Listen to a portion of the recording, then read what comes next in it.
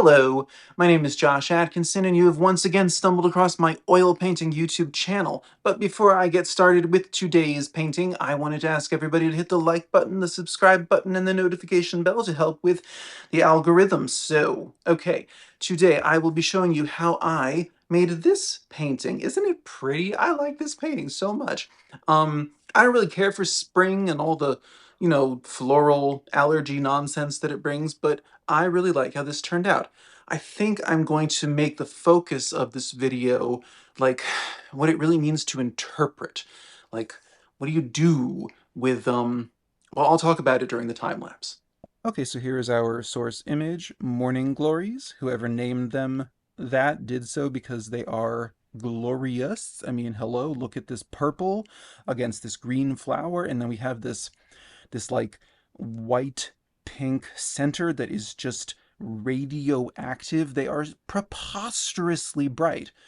I am painting them too small, but I correct that later on. I'm painting them on this like burnt sienna, thinned out background. I did that because I guess I've always been skeptical about this whole notion that like you need to paint on a colored or a tinted base because everyone's always so precious about like I have to have a tinted base because I'm so anxious about the white canvas. It's just so intimidating, and it's never made a big difference to me. Like, I'm intimidated about painting because I care about it. Like, if you care about something, you're going to be anxious no matter what. So I kind of just never, I don't know, it just never made a difference to me. But with my recent leaf paintings, I have actually been finding it beneficial to have the tinted ground. So sometimes when everyone tells you something is helpful, you should just get over yourself and try it. Anyway, so ego check for me. But anyway, so I am now making the flowers bigger and pushing more blue into the violet and pressing the little centers out further into the petal. Because I guess the Morning Glory really is just one petal. They're sort of trumpets. It's all just one joined petal that closes at night. Or am I thinking of moonflowers? Moonflowers are like the nocturnal versions of morning glories. I used to live in New York City for many, many years, and all over Queens, like during COVID, I would walk around at 3 a.m. I do my grocery shopping at 3 a.m. because that was the only time of day or night in New York City when no one else would be out. And it was right at the beginning of COVID. Everybody was really afraid of the air. And so I was afraid nobody would be there. But there was still 24-hour grocery stores that were open. So that was when I would go out. And the only person I would interact with was the dude who was working at the cashier, the bag boy, which is, I hate calling people bag boys. That sounds so disrespectful. Anyway, I'm talking about art. So, interpretation. I was interested in these flowers because the leaves, which again have become my obsession of late, they were giant masses of green, which as I've said many times on this channel, landscape is not my forte, and green is just kind of like I don't it's beautiful, but I don't find it especially inspiring. So I challenged myself with this painting to see differences and to find design motifs.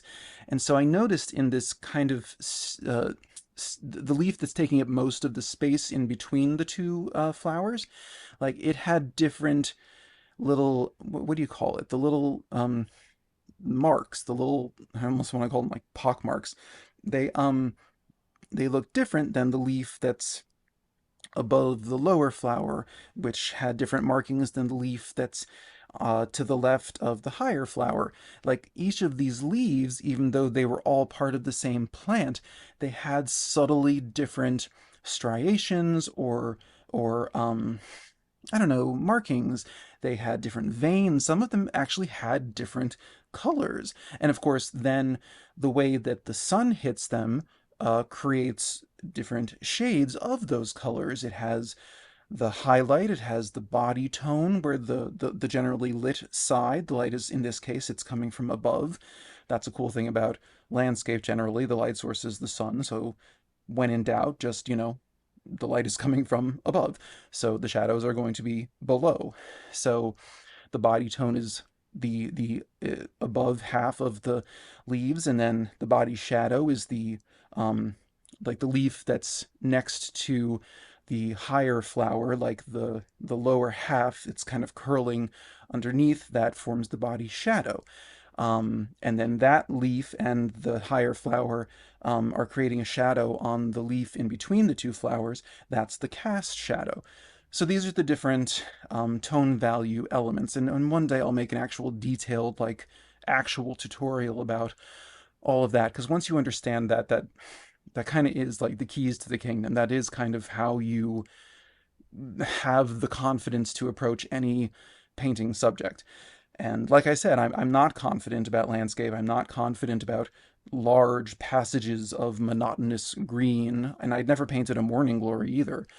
But knowing those principles is kind of what allows me to try on different subject matter. But anyway, that's all well and good, and I'll get to it someday. But the exciting lesson for me in this painting was that just being not being slavish to uh, realism or not being slavish to what I was seeing, but being interpretive, like looking at one leaf as opposed to another leaf, looking at the lines spiraling out from the centers of the morning glories, looking at the little stems and vines, and even the little rocks that you can see in the little passages of ground in the lower right corner and stuff, the veins in the leaves, looking at all of those, looking for patterns. That's what created abstraction. I talk about that a couple videos, one video ago, I don't remember where I talk about Picasso and Braque finding cubism in Cézanne's rooftops. If you look for patterns, if you look for motifs, it's an opportunity. And that's what I mean when I talk about interpretation. It becomes your visual language, and it can become your visual language across a series of paintings or every painting you ever make or just one painting.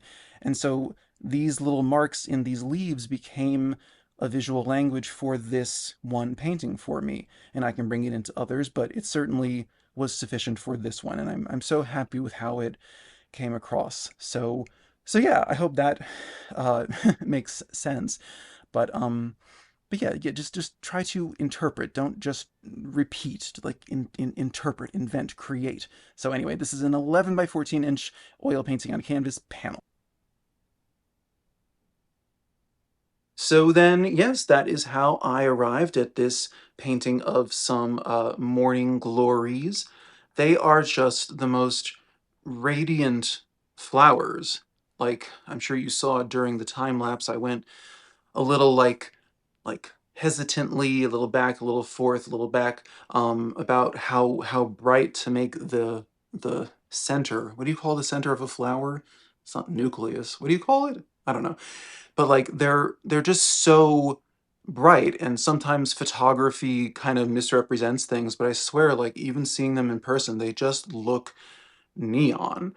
But anyway, I'm very pleased with the way they turned out, and you can see what I mean about like interpreting the the patterns of leaves, of the veins in leaves, of the little divots and strange little just shapes that occur in leaves. You know, exaggerate them, create designs like imposed designs. You know, just be creative, create. Like don't just replicate, truly interpret. That's what I'm trying to get across with this video and with this painting. So yeah. In other news, thank you to the like 10 or 12 new subscribers I got this week. The algorithm's playing games with me. But that's whatever, that's fine. You are very welcome here. Thank you. I appreciate you. I am trying to hit 1,000 subscribers by the end of the year. We are more than halfway there, so I'm feeling good about it.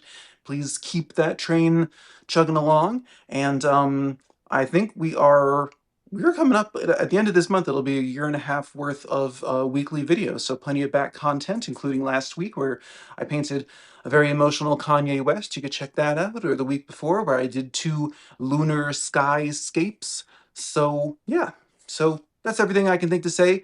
Uh, Next week is either a still life or a portrait. I can't decide.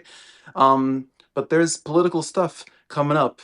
In fact, I'm accidentally filming some I'm spoiling a painting right there. If you can guess who it is, I don't, well, I don't know. Congratulations. I'll see you in 7 days. So enjoy, I don't know, God willing, something good will happen politically until then. Bye then. Bye then. Bye then. Okay. I'm tired. Bye bye.